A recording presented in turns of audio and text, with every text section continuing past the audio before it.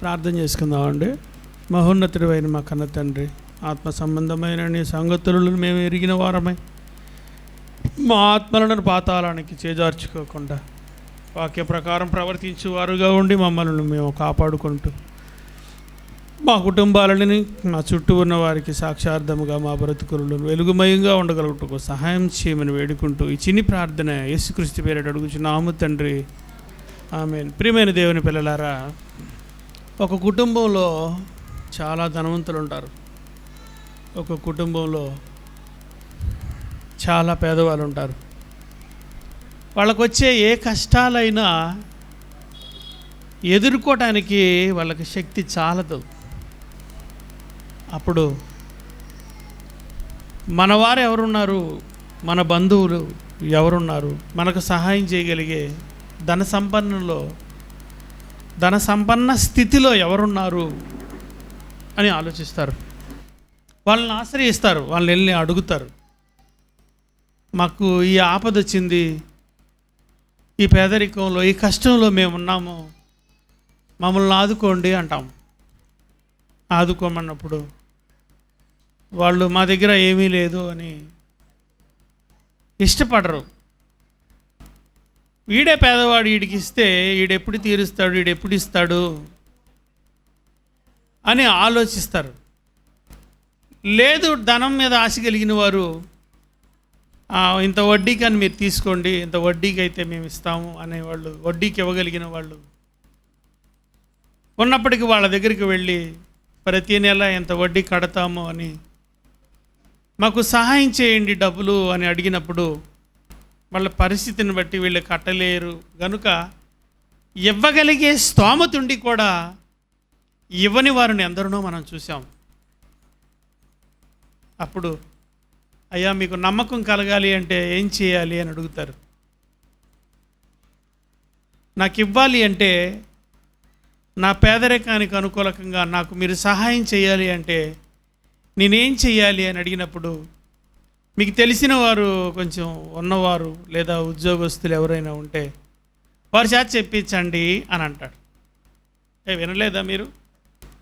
అప్పుడు వెళ్ళి, అయ్యా మరి ఇతను ఏదో ఒక 50,000 అడుగుతున్నాడు, 1,00,000 రూపాయలు అడుగుతున్నాడు, మరి ఏంటి అంటే, అతను ఇవ్వకపోతే నేను ఇస్తానయ్యా అన్నప్పుడు అతను ఉద్యోగ పరిస్థితిని చూసి, ధైర్యాన్ని చూసి సంతకం పెట్టించుకొని ఆ పేదవాడికి ఇస్తారు. ఆ పేదవాడు ఒకవేళ ఇవ్వలేకపోతే అతని చేత పని చేయించుకునే తెలివితేటలను బట్టి సంతకం పెడతారు. ఎటెళ్ళినా పేదవాడు తన కష్టాన్ని ఎదుర్కొనే శక్తి లేనివాడే. తన బాధలలో, తన కన్నీళ్లలో, తన కష్టంలో ఆ కష్టాలు అనుభవిస్తూ మోసుకుంటూ వెళ్ళిపోతాడే తప్ప వాడిని ధనవంతులు జ్ఞాపకం చేసుకోరు.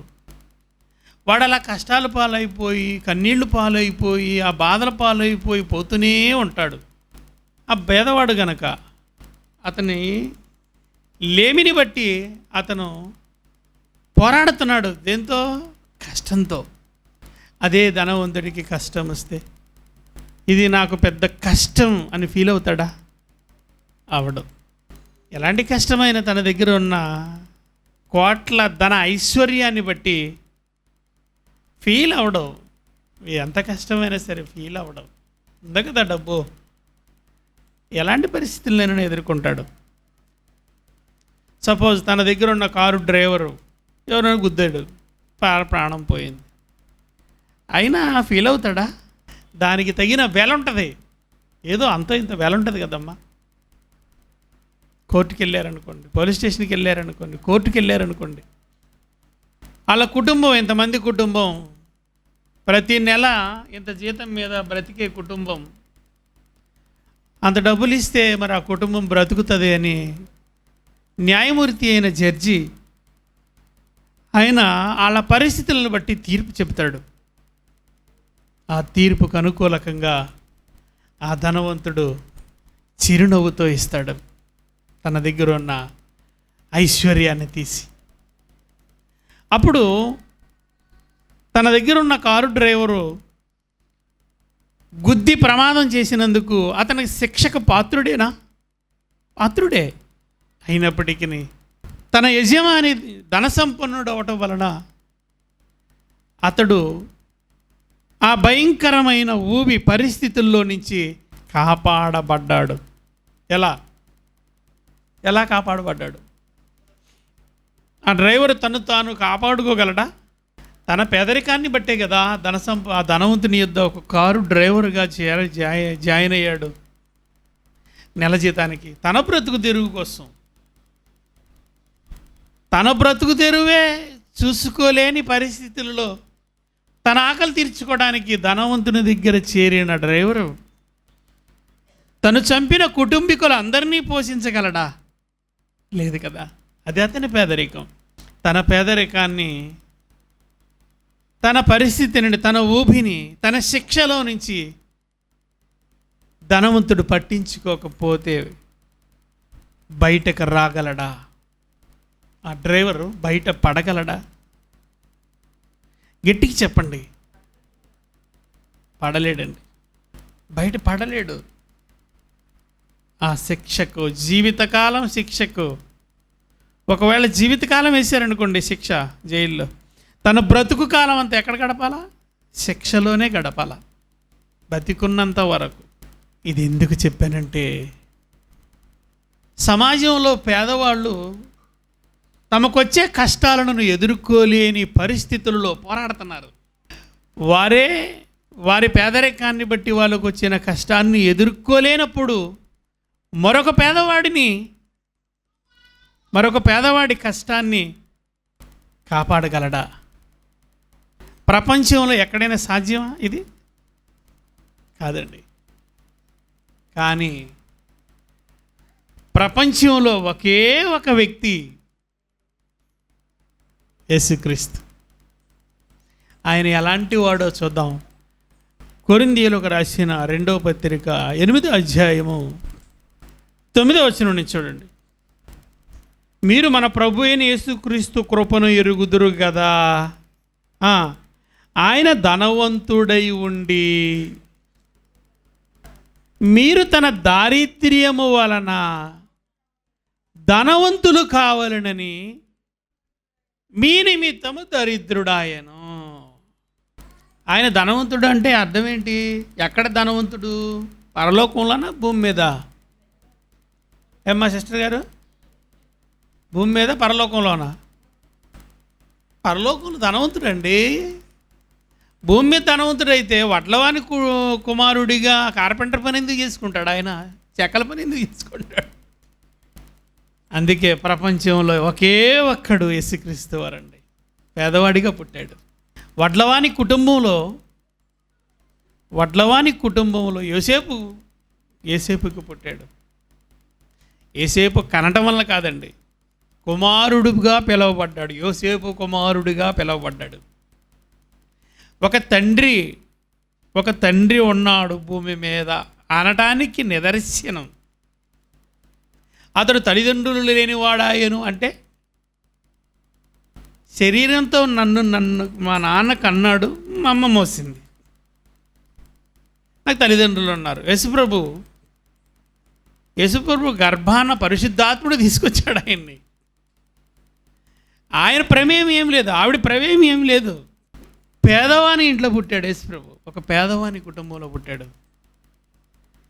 పేదవాని కుటుంబంలో పుట్టిన యేసుప్రభు గురించి అపోస్తలుడైన పౌలు గారు చెప్తున్నాడు. ఏమని? మీరు తన దారిద్ర్యము వలన ధనవంతులు కావాలనని మీ నిమిత్తము దరిద్రుడాయను. ఆయనే దరిద్రుడైతే మనల్ని ఎలా ధనవంతుడు చేస్తాడు? ప్రపంచ మానవ జ్ఞానానికి తెలియని సంగతులండి పౌలు గారు ఆలోచించేవన్నీ కూడా. అందుకే ఆయన రాసిన మాటలు కానీ, ఆయన రాసిన పత్రికలు కానీ, అందులో ఉన్న భావాలు తెలుసుకోవడం అంటే చాలా కష్టం. అది తెలుసుకోవాలి అంటే దేవారాత్రులు దైవ జ్ఞానాన్ని చదవాలి, ధ్యానించాలి. అప్పుడే ఆ వాక్యంలో ఉన్న భావాన్ని నీకు బయలుపరుస్తాడు దేవుడు. ఎవరికి తెలుసండి ఈ జ్ఞానం? ఈ బయలుపరుస్తున్న దేవుని మహా సంగతులు. ఆయనే పేదవాడు అయితే ఆయనే వడ్లవాని కుటుంబంలో పుడితే, ఆయనే పేదవాడిగా ఉంటే, మన దారిద్ర్యం వలన మనల్ని ధనవంతులుగా మారుస్తాడా? మనమే దరిద్రులైన పరిస్థితుల్లో ఉన్నాం, మనం ధనవంతులుగా మారుస్తాడా? మనల్ని ధనవంతులుగా మారుస్తాడా ఆయన? వాక్యము దేవుడు చెప్పాడు అంటే అది 100% రైట్, నమ్మదగినదంతే. ఈ వాక్యం నమ్మదగినది. మనుషులు చెప్పారనుకోండి, ఇందాక చెప్పారుగా మనుషులు ఊహలు చెప్పానుగా, ఇందాక మనుషుల కష్టాలు చెప్పానుగా, అది మనుషుల సంగతులు అవి, అది నేనే చెప్పింది. అలాంటి మనుషుల కష్టాల్లో ఉన్నప్పుడు, పలానా కష్టాల్లో ఉన్నాడు భూమి మీద, పలానా ఊర్లో పలానా కష్టాల్లో ఉన్నోళ్ళు, వాళ్ళ దగ్గరికి వెళ్తే మనకి కష్టాలు పోతాయి అనుకుంటారా ఎవరైనా? వాళ్ళే కష్టాల్లో ఉన్నప్పుడు మన కష్టం తీర్చగలరా వాళ్ళు? గనుక వాళ్ళు తీరుస్తారనే ఊహ తలంపులే రావు అసలుకి. కానీ పౌలు గారు చూడండి ఎలాంటి సంగతి చెప్తున్నాడో. వడ్లవాని గర్భాన పుట్టిన యేసుక్రీస్తు పేదవాడే అయినా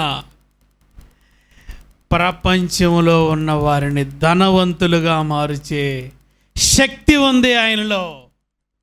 చూద్దాం ఉదాహరణగా ఒక రెఫరెన్స్ చూద్దాం. మత్తయి సువార్త 4వ అధ్యాయము 23వ వచనం నుంచి చదువు నాయనా. యేసు వారి సమాజ మందిరములలో బోధించుచు దేవుని రాజ్యమును గుర్చిన సువార్తను ప్రకటించుచు ప్రజలలోని ప్రతి వ్యాధిని రోగమును స్వస్థపరచుచు గలిలయ అందంతటా సంచరించెను. ఆయన కీర్తి సిరియా దేశమందంతటా వ్యాపించెను. నానా విధములైన రోగముల చేతను వేదనల చేతను పీడింపబడిన వ్యాధిగ్రస్తులందరినీ, దయ్యము పట్టిన వారిని, చాంద్ర రోగులను, పక్షవాయువు గల వారిని వారు ఆయన ఎద్దుకు తీసుకుని రాగా ఆయన వారిని, ఎక్కడిది ఈ మెడిసిన్? ఈరోజు మెడికల్ కాలేజీలు కట్టడానికి కోట్ల రూపాయలు ఖర్చు పెడుతున్నారు. మెడిసిన్ తయారు చేయడానికి ఒక ఫ్యాక్టరీని కోట్ల రూపాయలు పెట్టి ఖర్చు పెడుతున్నారు. కోట్ల రూపాయలు పెట్టి మెడిసిన్ని తయారు చేస్తున్నారు పరిశోధనల పేరట. ఏ రోగానికి ఏ మెడిసిన్ ప్రకృతిలో ఉందో దానిని తీసి దానిని కనుగొనడానికి వేల కోట్లు ఖర్చు పెడుతుంది సమాజం. పలానా రోగానికి పలానా మందు వాడాలి, చదువులు రాసుకున్నారు. మందు తయారు చేసినోడు రాస్తాడు ఇది పలానా దానికని, ఆ రాయబడింది పుస్తకాల్లో రాస్తారు. పుస్తకంలో రాయబడింది ఏం చేస్తారు? మరి ఇంకా మెడికల్ కాలేజీలో మరి అదే కదా పాఠం, అవే కదా పాఠాలు. అందులో జాయిన్ అవ్వడానికి, అందులో చదవటానికి లక్షలు ఖర్చు పెట్టాలి. మళ్ళీ ఒక డాక్టర్ గారి దగ్గరికి వెళితే, అయ్యా మరి నాకు గుండె మరి ప్రాబ్లంగా ఉంది అనగానే, అంతే కదా రా నేను ప్రార్థన చేస్తాను పోతుంది అని అంటాడా? ముందు ఫీజు 500 రూపాయలు రాసావా, 700 రూపాయలు రాసావా, 1000 రూపాయలు ఫీజు రాసావా? రిసిప్ట్ తీసుకెళ్తేనే కదా ఆయన మాట్లాడతాడు. ఆయన దగ్గరికి వెళ్ళి మాట్లాడాలంటే ఎంతో ఖర్చు అయిపోయింది. అప్పుడే ఎంతో ఖర్చు అయితేనే అక్కడికి వెళ్ళావు. అప్పుడు ఆయన రాస్తాడు. సెటస్కోపు చెవిలో పెట్టుకొని గుండె మీద పెట్టి ఇక పెన్ను మీద పెన్ను పట్టుకొని రాస్తుంటాడు. ఏంటి? టెస్టులు, మందులు కాదు, టెస్టులు. ఎక్స్రే తీసుకొని రా ముందు నీ గుండెని, అది స్కాన్ తీసుకొని రా నీ గుండెని అని అన్ని టెస్టులు రాస్తాడు. అంటే ఓరకనే తెస్తారు ఆ టెస్టులన్నీ. 10ల్లో ఖర్చా, 100ల్లో ఖర్చా, వేలల్లో ఖర్చా? టెస్ట్లో వేలల్లో ఖర్చు. ఇదంతా డాక్టర్ గారు ఓన్లీ చూడటానికా, వైద్యమా, మెడిసినా? డాక్టర్ గారు చూడటానికి ముందు టెస్ట్ రాస్తారు. టెస్ట్కే వేలవుతాయి. ఆ తర్వాత అందులో ఉన్న ప్రాబ్లంను బట్టి ఇదిగో మీరు ఇంత మెడిసిన్ వాడాలి, ఇది వాడిన తర్వాత ఆపరేషన్ చేయించుకోవాలి, మీరు ప్రమాదంలో ఉన్నారు. సరేనయ్యా, ఆపరేషన్కి ఎంత ఖర్చు అవుతుంది? ఒక 2 లక్షలు అవుతుంది, ఒక 3 లక్షలు అవుతుంది, ఒక 4 లక్షలు అవుతుంది. రోగాన్ని బట్టి, టెస్ట్ని బట్టి కదా. నీకు 4 లక్షల రూపాయలు నువ్వు తేవాలి అంటే 4 లక్షలు ఎక్కడి నుంచి తెస్తావు చెప్పు? 4 లక్షలు ఎలా వస్తాయి చెప్పు? ఎంత కష్టపడితే వస్తాయి చెప్పు? ఒకటి సగటి ఉద్యోగస్తుడికి ఒక 50,000 జీతం అనుకుంటే, ఒక 25,000 ఇంట్లో ఖర్చు అయినా, ఒక 25,000 దాచుకుంటే సంవత్సరానికి 12 పాతికలు ఎంత నాయనా? 12 20 వేసుకో, 2,40,000. ఒక సంవత్సరం అంతా దాచుకుంటే ఒక 50,000 జీతగాడు అయితే ప్రతి నెల ఒక 30,000 ఖర్చు పెట్టుకున్నా, ఒక 20,000 దాస్తే 2,40,000 దాస్తున్నాడు సంవత్సరానికి. ఒక సంవత్సరం అంతా కష్టపడి దాస్తే కూడబెట్టిన ధనం, ఒక సంవత్సరం అంతా కష్టపడితే నువ్వు దాస్తే 20,000 చొప్పున నెలకి 2,40,000 రూపాయలు 365 రోజులు నువ్వు కష్టపడితే కూడబడింది ఒక చోట పెట్టబడితే 2,40,000 రూపాయలు సిద్ధమయ్యింది. ఎలా వచ్చింది? 365 రోజులు నువ్వు కష్టపడితే వచ్చింది. ఇప్పుడు చదవండి 24వ వచనం. ఆయన కీర్తి దేశమందంటెను, నానా విధములైన రోగముల చేతను, వేదనల చేతను పీడింపబడిన వ్యాధిగ్రస్తులందరినీ, దయ్యము పట్టిన వారిని, చంద్రరోగులను, పక్షవాయువు గల వారిని వారు యేసుక్రీస్తు యొద్దకు తీసుకొని రాగా ఆయన వారిని టెస్టులు రాసెను, పరీక్ష చేసెను అని అన్నాడా? ఏమన్నాడు? స్వస్థపరిచాడంతే. స్వస్థపరిచాడు. రోగాన్ని స్వస్థపరిచాడు. ఏది మెడిసిన్? ఏది? 1,000 కోట్ల రూపాయల ఫ్యాక్టరీలేవి, 1,000 కోట్ల రూపాయలతో తయారైన మందులేవి. అందుకే కొరింథీయులకు రాసిన మొదటి పత్రిక 1వ అధ్యాయము 23వ వచనం, ఆయన యూదులకు ఆటంకముగా అన్యజనులకు వెర్రితనముగాను ఉన్నాడు కానీ యూదులకేమి గ్రీసు దేశస్థులకేమి పిలువబడిన వారికే క్రీస్తు దేవుని శక్తియు దేవుని జ్ఞానమునై ఉన్నాడు. యేసు ప్రభు శక్తి, ఆయనలో ఉన్న మహాశక్తి ప్రపంచం గుర్తించలేదు. ఆయనలో శక్తి ఉందండి. ఆయనకి వజ్రాలు అవసరమా? ఆయనకి ధన సంపన్న కుటుంబంలో పుట్టగా వాళ్ళ అకౌంట్లో దాచుకున్న నోట్ల కట్టలు అవసరమా ఆయనకి? శరీర సంబంధమైన రోగాలను తీసివేయటానికే ఆయన తన మాట వలన రోగాలను నయం చేసేసాడండి. అది ఆయనలో ఉన్న శక్తి. అలాగని ఆయనకి గుర్రాలున్నాయా, కోటలున్నాయా, ఏమంటే కత్తులున్నాయా, బల్యాలున్నాయా, జన సమూహం ఉందా, ఏమన్నా డబ్బు ఉందా? ఏమీ లేదు. పేదవాడా కాదా? పేదవాడే. కేవలము భూమి మీద ఉన్న పేదవాడి లాంటి పేదవాడిగానే యేసును చూసింది ఈ సమాజం. అలా చూసినంత వరకు ఆయన అర్థం కాడు ప్రపంచానికి. ప్రార్థన చేసుకుందాం. మహోన్నతుడు అయిన మా కన్న తండ్రి, దేవా, మీ కుమారునిలో ఉన్న శక్తి, ఆయన జ్ఞానం ఈ ప్రపంచం గుర్తించలేదు తండ్రి. గుర్తించని ఈ లోకాన్ని జ్ఞాపకము చేసి శక్తి, జ్ఞానము మాకు ప్రసాదించండి. అజ్ఞానముగా మాటలాడుతున్న మూర్ఖుల నోరులు మూయించగలిగే జ్ఞానాన్ని మాకు దయచేయండి. మీ ఎదుట ఎవరునూ నాకు చెప్పలేదని తల ఎత్తకుండా తండ్రి, భూమి మీద ఎవరికి తల దించకుండా తల ఎత్తి సమాధానం చెప్పగలిగే సామర్థ్యాన్ని మాకు చేకూర్చండి. భూమి మీద ధన సంపన్నులుగా మేము ఉండాలి అని ఆశ లేదు కానీ తండ్రి, జ్ఞాన ఐశ్వర్యవంతులుగా మేము మారాలి.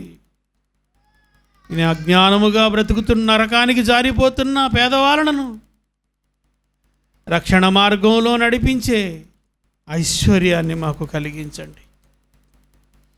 మహిమ ఘనత ప్రభావాలు మీరే పొందుకొమ్మను వేడుకుంటూ, మీ మాట, మీరు రాయించిన బైబిలు, మీ ఔన్నత్యము ప్రపంచం గుర్తించులాగున మా మనోనేత్రాలు తెరవండి. నిన్ను తెలుసుకునే ప్రత్యక్షత జ్ఞానాన్ని బయలుపరచండి. మహిమ మీరే పొందుకోండి. మమ్మల్ని నీ దాసులుగా, మీ సేవకులుగా మమ్మల్ని వాడుకోండి. ఎత్తబడిన ఈ జ్ఞానము నిష్ప్రయోజనము కాకుండా అనేకుల హృదయాలను ఆలోచింపజేయలాగున సహాయం చేయమని, నీ మహత్యాన్ని తెలుసుకొని నిన్ను ప్రేమించగలిగే బాటలో పయనించగలుగుటకు సహాయం చేయమని వేడుకుంటూ ఈ చిన్ని ప్రార్థన యేసుక్రీస్తు పేరట అడుగుచున్నాము తండ్రి. ఆమేన్.